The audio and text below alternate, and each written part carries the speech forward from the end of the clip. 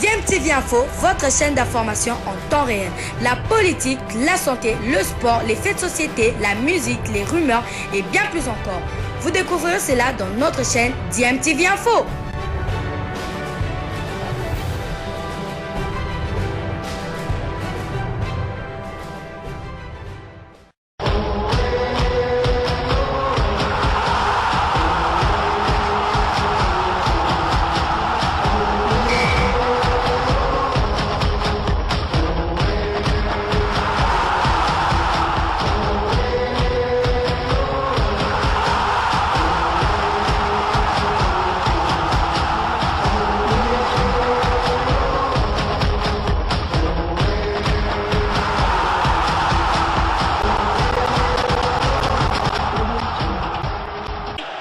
Sur DMTV, bonjour ou bonsoir, tout dépend de l'heure à laquelle vous nous suivez. Tout plaisir est pour nous de vous retrouver, mais surtout de savoir que vous êtes nombreux en train de suivre votre chaîne YouTube DMTV. DMTV qui vous propose un tour, encore une fois, sur l'élimination de la République démocratique du Congo dans ces éliminatoires de la CAN Cameroun 2021. Vous le savez, cela est arrivé lors de la 5e journée, c'était à Franceville au Gabon, et plusieurs problèmes en tout cas ont émaillé cette élimination où l'on a cherché en tout cas plusieurs causes. Vous avez suivi le président de la Fédération congolaise de football association qui, lors de son interview à Canal+, a plutôt fustigé le comportement des internationaux congolais sans trop insister sur leur part de responsabilité, alors que le capitaine des Léopards, Marcel Tisserand, lors de la conférence d'avant-match RDC-Gambie, avait également soulevé la problématique du manque d'organisation ici en République démocratique du Congo et la problématique du manque d'infrastructures permettant en tout cas aux athlètes de bien évoluer. On fait allusion notamment au stade des Martyrs dont la pelouse n'est plus en très bonne qualité et qui favorise même des blessures des joueurs qui sont habitués en tout cas à évoluer sur des pelouses naturelles ou hybrides par exemple. Donc le président de la fédération a plutôt vu l'enfer chez les autres plutôt qu'au niveau de la fédération. Il a préféré en manière dont il a réagi et de la manière dont on lui connaît. Mais le journaliste sportif, le journaliste très sportif, puisqu'on l'appelait même Maradona lorsqu'il jouait des matchs amicaux avec l'équipe de la RTNC qu'on appelait RTNC Mangenda, Kaboul au Mona Kaboul, avec ses invités sont revenus en tout cas sur ces propos de Constant Omari, ont tenté en tout cas de faire une analyse par rapport à cette élimination en essayant un peu de relever la responsabilité de chacun et surtout la responsabilité de la fédération. C'est une analyse très intéressante que je vous propose. Nous allons revenir et nous allons placer aussi également un mot. Évidemment, ce sera à vous aussi de vous faire votre propre opinion. Je rappelle que vous suivez votre chaîne YouTube DMTV. Abonnez-vous si vous ne l'êtes pas encore et n'oubliez pas d'activer la notification en cliquant sur cette petite cloche qui vous permettra de ne plus rien manquer des prochaines vidéos que nous allons vous proposer. Écoutons Kaboul Mona Kaboulo, Fossa Antombissa dans cet extrait. Nous nous retrouvons tout de suite après. Voilà. Vous venez de suivre le président sortant, M. Omari Selemani, qui a parlé, qui a fustigé, qui a rendu l'équipe responsable dans ces débâcles de Franceville et qui demande à ce que tout le monde se remette en cause. Je suis tout à fait d'accord. Tous qui participent aux activités du football en République démocratique du Congo doivent se remettre en cause à tous les niveaux. Quand le président dit que l'avion décolle à 21h et quelques pour arriver à 22h et quelques, ça c'est pas de la responsabilité du staff, ce n'est pas de la responsabilité des joueurs, c'est de la responsabilité du gouvernement qui paye l'avion pour qu'on se déplace. Moi j'ai fréquenté ces joueurs pendant cette semaine à l'hôtel du Fleuve. Je suis allé, j'ai fait des interviews espérant qu'ils partaient le soir. Le soir tard, j'appelle l'attaché de presse pour dire, vous êtes arrivé à Libreville? Il me dit non, on n'est pas parti. Je dis, c'est pas possible. Et ils ont perdu une journée et demie sans entraînement, attendant un hypothétique avion. Parce que Congo Airways a raison, il faut du paiement cash. Vous ne payez pas cash, vous n'entrez pas dans son avion. Sinon, il risque de faire la faillite comme Air Zahir. Et ils sont intransigeants. Mais les décideurs, c'est qu'ils doivent décider pour que cet argent soit disponibilisé. ils ont une part de responsabilité. Les joueurs à 1h du matin étaient partis au lit, mes chers amis, pour le match qui se joue le même jour. À 7h du matin, ils doivent se lever pour le petit déjeuner à 8h. Coach, vous étiez coach. Et après faire la reconnaissance. Franceville, Kinshasa, c'est 1h30. Tu n'arrives même pas le Lubumbashi. Parce que Kinshasa, le Lubumbashi, c'est 2h. Kinshasa, Franceville, 1h30. La réglementation vous demande à ce que les athlètes arrivent 48 heures avant. Tu es d'accord? Exact. S'acclimater, les formalités de police, etc. Et tout ça. Maintenant, avec la Covid, qui s'est préoccupé de ça? Personne. Nous avons posé des questions en français sur le même plateau, parce que nous, on avait constaté que personne ne s'intéressait à cette qualification. Nous avons dit, qui s'intéresse à la qualification? Personne. Après, on va nous dire, non, bon, on ne peut pas sortir de l'argent, il faut construire les ponts. On ne refuse pas. Chaque chose a son calendrier. Il y a un budget pour les ponts, mais il y a un budget pour les léopards. Il ne faut pas confondre des choses. Alors ça met l'équipe en difficulté. Le président de la fédération, bon, c'est bien, il critique l'équipe. Il est arrivé quand? Il est au Maroc. Et avec son système, s'il n'est pas là, rien ne marche. Il n'y avait personne qui prenait l'initiative. Nous sommes allés là-bas, on dit, le président n'est pas là. Il était préoccupé par les élections. Lui-même est arrivé à quel moment? C'est ça. Donc chacun est responsable. Même nous les médias, on ne s'écoute pas les dirigeants, on est là. Donc chacun a une part de responsabilité. Je suis tout à fait d'accord que M. Oman nous dise que tout le monde doit se remettre en cause. Mais au cours de journées de réflexion, il faut qu'on organise. À ce moment-là, il faut que les ministres qui arrivent, qu'ils laissent ces problèmes en main tout de suite et qu'ils les placent comme une priorité. Je crois qu'aujourd'hui, nous devons avoir des sportifs politiciens et non des politiciens sportifs pour sauver le sport. C'est ça. Je vais m'expliquer.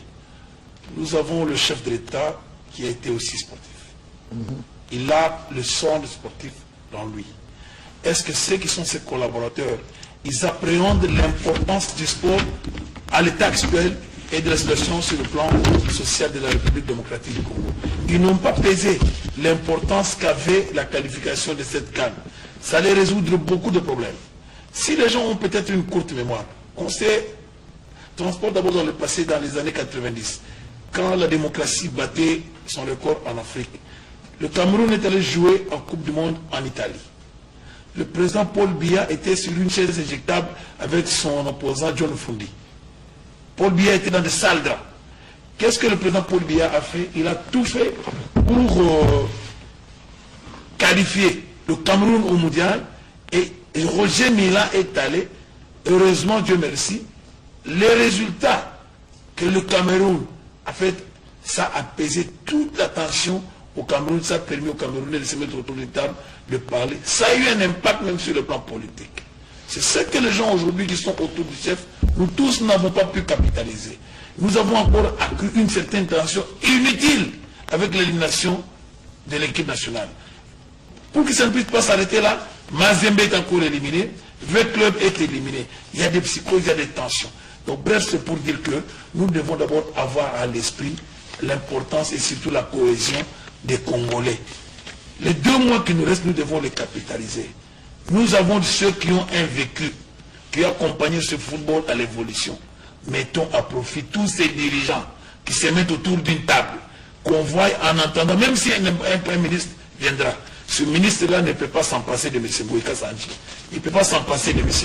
Gabriel Kumba. Il ne peut pas s'en passer du président Moïse. Il ne peut pas s'en passer de M. Gentini Mobilambaka. Parce que ce sont des gens qui ont mis leurs moyens, qui sont encore forts aujourd'hui, qui peuvent être d'un très grand apport.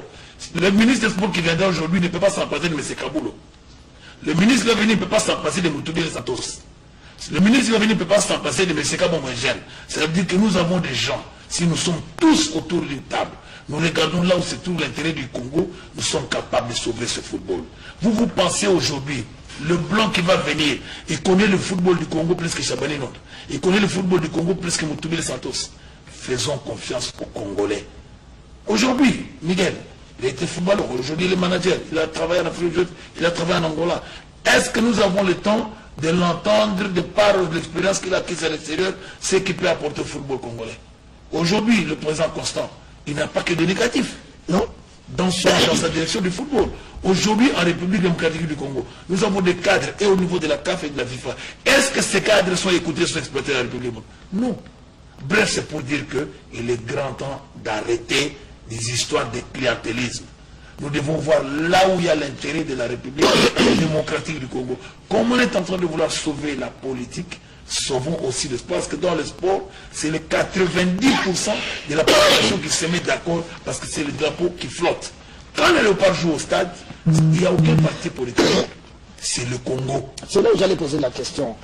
J'étais surpris, on dit non, bon, on va aller au parc, on devait savoir ce que vous voulez. Si vous estimez que le football n'apporte rien, il faut nous le dire. De début de saison.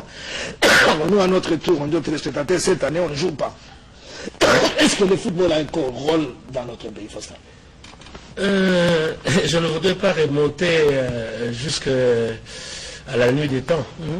Pour que les gens puissent comprendre que les sports en général, c'est un facteur qui s'intègre dans le développement de toute société. Alors, je voudrais tout simplement dire que le football a un rôle, et ce rôle est encore assez important, sinon extrêmement important, parce que le sport, c'est un élément sociologique. Le sport, il est politique. Le sport, il est même philosophique. Parce que quand on dit que quelqu'un, en faisant du sport, peut se détendre pour se débarrasser des angoisses, stress existentiel. Donc c'est vraiment, le sport est au cœur de la vie des gens. Alors, il reste à savoir si notre pays a capitalisé ce fait. Ça, c'est une chose. Une deuxième chose, tous les autres facteurs ont été plus ou moins exploités ou explorés, notamment par l'entraîneur à ma droite et Miguel à gauche chez vous-même. Mais je voudrais dire une chose. Je puise dans ce qu'il a appelé le clientélisme. Je ne mets pas ça sous le compte du clientélisme. Mais je me suis dit, quelle légèreté ne nous a pas gouverné durant les années 2019, 2020 jusqu'à 2021. Mais on a vu cette équipe nationale enregistrer ses premiers mauvais résultats juste au début des éliminatoires. Moi, je l'ai dit et je l'ai repris plusieurs fois. J'ai entendu notre entraîneur dire « Je veux faire un football offensif ». Ok? Mais à son corps défendant, son football dans l'équipe nationale se traduisait par une équipe qui marquait difficilement et une équipe qui prenait des buts assez facilement. Donc, cette contradiction, je l'ai relevée. Et je crois, quand vous nous avez reçus lors d'une des éditions de votre émission ici, qu'est-ce que nous avions dit? Nous sommes mal partis, nous nous sommes mal engagés. Et vous nous avez mis au défi de suivre le match Angola-RDC, les deux matchs, si on n'allait pas engranger des bons résultats. J'avais dit que le seul résultat qui nous restait, c'est de gagner les deux matchs à l'aller au retour. Malheureusement, pour tous les matchs joués chez nous, les résultats ont encore été maigres. Et toutes les équipes dans notre groupe, à part l'Angola, toutes les équipes qui ont capitalisé des victoires à domicile, ce sont ces équipes qui sont qualifiées. Et qui sont allées glaner 1 ou 2 points, 3 points à l'extérieur. Bon, qu'est-ce que vous voulez? Nous avons vu l'équipe continuer à se gérer comme si il n'y avait aucun problème qui se posait, alors que l'équipe n'était plus performante. Et je dis bien depuis 2019. Vous avez parlé de l'élimination face à Madagascar. Mais Madagascar va être notre hantise. Hein, c'est dans le même groupe. Et tu sais, j'ai été surpris hier. Je faisais mes recherches. Je vois Madagascar, le coach de l'entraîneur, le coach de Madagascar dit que je suis dans un groupe prenable. Là où il y a la RDC. Madagascar commence à se permettre aujourd'hui de dire que c'est un groupe prenable. Non, déjà qu'il y a le Bénin, et dont vous connaissez la montée fulgurante. Oui, le Bénin qui a laissé tomber le Maroc, je crois, en 8e de finale. Et qui attend peut-être la qualification avec... Oui, parce qu'ils ont eu un problème toujours autour de Covid, de trafiquer et tout. Bon, et la Tanzanie, avec tous ces joueurs que vous voyez dans les clubs, hein, qui nous montre qu'il n'y a pas, et puis la Tanzanie venait d'être dans la dernière CAN. Donc ça veut dire, avec les Samantha et compagnie, ça veut dire que il n'y a que nous. Hein, nous entrons dans notre ataraxie de petits dieux en disant nous sommes grands. Mais en réalité, on ne travaille pas. Mais en réalité, oui, en réalité, nous ne sommes pas en train de tirer profit de tout ce que la modernité du football est en train de mettre sur la place publique. Nous, on ne pousse pas dedans. Mais tous les autres pays, on a parlé ici de la réunion des joueurs pour aller à Franceville. Mais vous avez vu que le Gabon a même connu un problème technique. Les joueurs ne pouvaient pas arriver le jour prévu parce qu'il y avait panne d'avion. Mais qu'est-ce qu'on a fait? On a pris un avion pour que tous les collectifs, pour garder le même esprit, prennent le même avion, arrivent au même moment et ils puissent ensemble s'exercer à étudier comment éliminer la RDC. Et la Gambie a fait la même chose. Bon, entre-temps, la RDC a fait quoi? Le gardien qui a Sumboa, qui a pris ses 3 buts après avoir fait un héroïque match à l'aller contre le Gabon. Mais il est arrivé, je crois, 24 heures avant le décollage pour aller au... Ouais, Tisserand et Chancel, c'est la même chose. Ils descendaient d'un avion qui venait d'Europe pour rentrer dans l'avion qui partait de la France. Directeur, moi je voudrais juste dire une chose par rapport à ça. La première chose qu'il faut se poser la question, ou en tout cas ce que moi j'ai l'impression, nous sommes la RDC et nous ne connaissons pas la valeur de la RDC. Nos ambitions ne sont pas à la hauteur de la RDC et le résultat encore moins. Nous avons un budget de 4 milliards pour un pays de 80 millions d'habitants. Mais le sportif ne pourra jamais dire que l'État ne l'a pas appuyé. Les résultats ne suivent pas. Ce n'est pas à cause du politique. Le politique est critiqué par les sportifs parce que des fois il faut un suivi.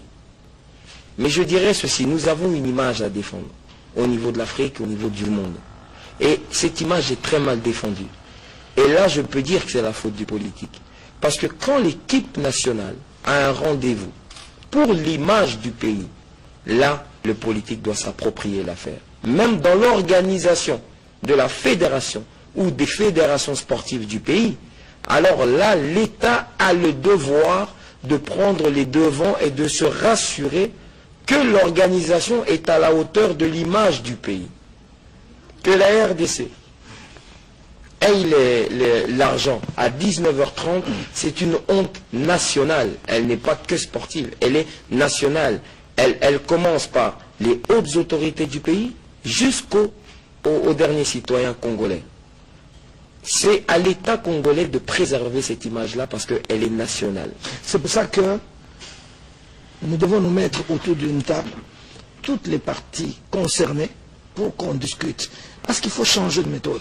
Nous sommes confrontés à un problème sérieux de décaissement. Les décaissements d'argent nous causent d'énormes problèmes. Il y a des grands retards.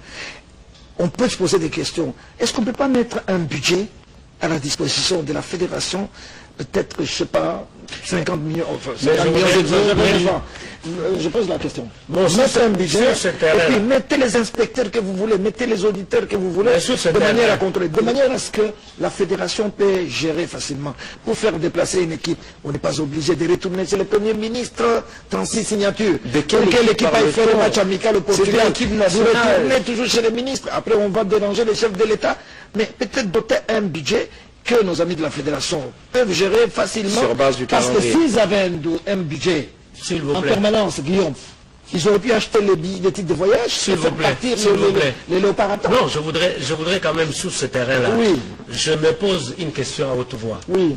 Toutes les fois que l'équipe nationale a pris part à des compétitions et que même l'équipe a été sortie sans atteindre la finale, il y a toujours eu une cagnotte.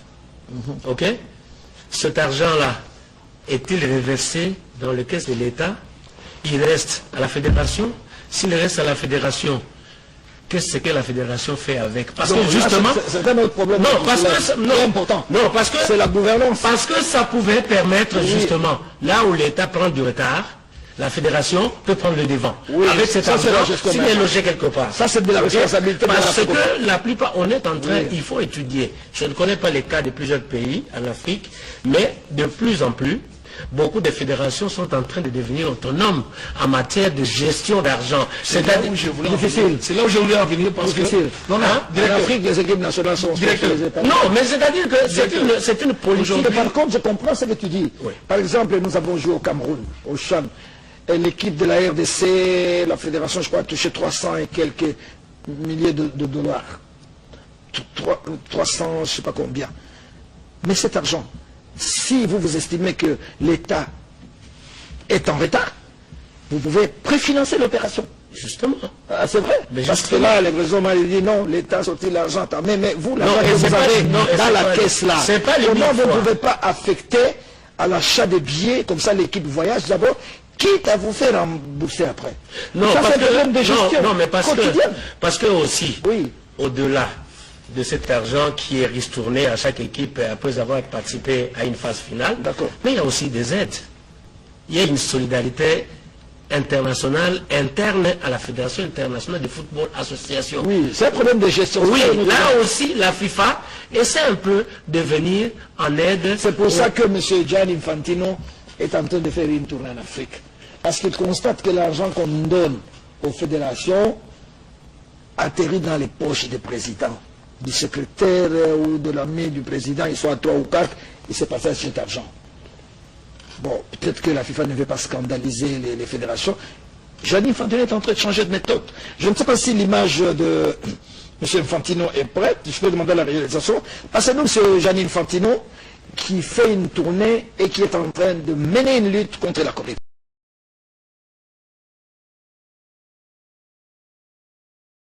Voilà, nous sommes de retour. Vous venez de suivre là cet extrait de l'émission Sport Dimanche où Kaboul est revenu en tout cas sur les propos du président de la fédération, Constant Omari, qui, au lieu en tout cas de faire un bon diagnostic par rapport à cet échec qui était plutôt prévisible des léopards de la République démocratique du Congo, et d'ailleurs l'échec ne concerne pas seulement l'équipe A de la RDC, même l'équipe A' a fait une piètre figure du côté du Cameroun lors du championnat d'Afrique des Nations. Il y a eu également des problèmes d'organisation à relever. Certainement, il y a aussi cet échec des clubs congolais. Mais Constant Omari, pour ce cas précis, a plutôt fustigé l'attitude des joueurs congolais. À chaque fois, il revient sur le fait que les joueurs sont logés dans de bonnes conditions, comme si c'est l'argent de sa poche qu'il sort pour l'équipe nationale, alors que c'est plutôt normal pour une équipe nationale de se retrouver dans de meilleures conditions. On demande une meilleure organisation, pas autre chose. Lorsque l'équipe se déplace dans la nuit pour aller dans un pays voisin et arriver là-bas à 1h du matin, alors qu'il y a également ces contraintes dues à ces tests à Covid-19 avant l'entrée dans un territoire étranger, nous pensons qu'il y a problème. Ce n'est pas un problème des joueurs et ils minimisent en fait cet aspect des choses pour dire que malgré cela, les joueurs ont eu suffisamment de temps de repos. Il ne nous dit pas quand est-ce que les joueurs ont quitté l'aéroport ou ils ont terminé à faire le test et quand est-ce qu'ils ont dormi et quand est-ce qu'ils se sont réveillés pour affronter ce match. Ce n'est pas normal pour une équipe de la trempe de la RDC de se déplacer le jour même du match et dans les conditions dont nous avons eu à décrier ici. Alors évidemment, le président de la fédération en ce qui concerne les infrastructures, alors là, ce n'est pas de la responsabilité de la Fédération congolaise de football association, c'est de la responsabilité évidemment du gouvernement parce que la fédération n'a pas de moyens. Quid alors des moyens aussi maigres soit-il que la fédération peut avoir, des moyens notamment dus à ce que la fédération peut gagner lorsque l'équipe nationale participe à une compétition et que la CAF rétrocède un montant à la fédération, mais également aussi de dons que celle-ci reçoit par exemple de la FIFA. Que font ces fonds reçus de la FIFA par exemple? Donc cette gestion aussi devrait en tout cas être auditée et nous pensons que l'IGF devrait pourquoi pas jeter un coup d'œil de ce côté-là pour savoir ce qu'on fait de cet argent-là. Comment vous expliquez que des fédérations sœurs aient pu s'organiser à leur niveau pour pouvoir rapatrier tous les joueurs dont ils avaient besoin afin d'affronter en tout cas ces 2 dernières journées qui étaient décisives, mais la journée la plus décisive c'était plutôt la 5e journée. Les Gabonais ont réussi à justement se qualifier dès cette 5e journée en négociant par exemple avec Arsenal, en affrétant un avion pour amener tous les joueurs qui évoluaient du côté de l'Europe. Mais bien évidemment, tous ces problèmes, Constant Omari dédouane sa fédération. C'est comme s'ils font des efforts avec leurs propres moyens pour aider l'équipe nationale, alors que nous savons qu'au finish, la RDC débourse toujours de l'argent. Et nous posons une fois de plus, nous nous joignons en tout cas à ce que venait de dire Fossa Tombisa. Quid de l'argent que la fédération reçoit, soit de la CAF, soit de de la FIFA? Est-ce que les caisses de la Fédération congolaise de football association sont vides à ce point? Donc voilà autant de questions que nous sommes en droit de nous poser. Nous pensons que les choses doivent être aussi claires de ce côté-là. Donc voilà, nous sommes arrivés à la fin de cette petite réflexion. Vous l'avez suivi et à vous de vous faire votre propre opinion, bien entendu. Mais si vous avez aimé, laissez-nous un like. Vous avez un point de vue à partager avec nous, n'hésitez pas en tout cas de nous laisser un commentaire. Merci de vous abonner également à cette chaîne DMTV et n'oubliez pas d'activer la notification en cliquant sur cette petite cloche qui vous permettra de ne plus rien manquer des prochaines vidéos que nous allons vous proposer. Encore une fois, merci à vous. Nous espérons vous retrouver très bientôt avec un autre sujet d'actualité. En attendant, portez-vous bien. DMTV vous dit au revoir.